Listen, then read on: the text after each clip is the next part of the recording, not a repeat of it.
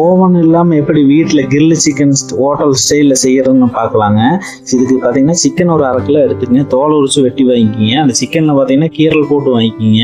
இதுக்கு பார்த்தீங்கன்னா தயிர் ஒரு 3 டேபிள் ஸ்பூன் அளவுக்கு ஆட் பண்ணிக்கிங்க. இஞ்சி பூண்டு பேஸ்ட்டு 1 டேபிள் ஸ்பூன் அளவுக்கு ஆட் பண்ணிக்கிங்க. வரமிளகாய் தூள் 1 டேபிள் ஸ்பூன் அளவுக்கு ஆட் பண்ணிக்கிங்க.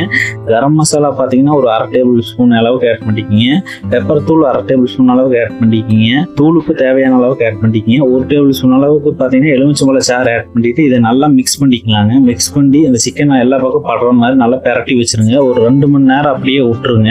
அடுப்பில் ஒரு 2 மணி நேரம் கழிச்சு அடுப்பில் ஒரு பாத்திரம் வச்சுக்கலாங்க. கெட்டியமான அகலமான ஒரு பாத்திரம் வச்சுக்கோங்க. அதில் வெண்ணெய் கொஞ்சம் ஆட் பண்ணிக்கிங்க. அப்படி வெண்ணெய் இல்லாதவங்க சமையல் எண்ணெய் சுற்றியுமே தடவி விட்டுருங்க. இப்போ அந்த சிக்கன் எடுத்து அதில் ஆட் பண்ணிக்கலாங்க. சிக்கன் எடுத்து ஆட் பண்ணிட்டு நல்லா ப்ரௌன் கலர் ஆனதுக்கப்புறம் திருப்பி போட்டுடலாங்க சிக்கனு. இந்த மாதிரி 2 வகை நல்லா ப்ரௌன் கலர் ஆகிற மாதிரி நல்லா திருப்பி போட்டு நல்லா வேக வச்சு எடுத்துருங்க. ஹோட்டல் ஸ்டைல் அந்த கிரில் வாசம் கிடைக்கிறதுக்கு பார்த்தீங்கன்னா ஒரு கறிக்கட்டை ஒன்று எடுத்து நல்லா தீய வச்சு நல்லா கறிக்கட்டையை வேக வச்சு எடுத்துடலாங்க. அந்த கறிக்கட்டையை பார்த்தீங்கன்னா சின்ன ஒரு பவுலில் போட்டு அந்த கிரில் சென்டரில் வச்சிடலாங்க.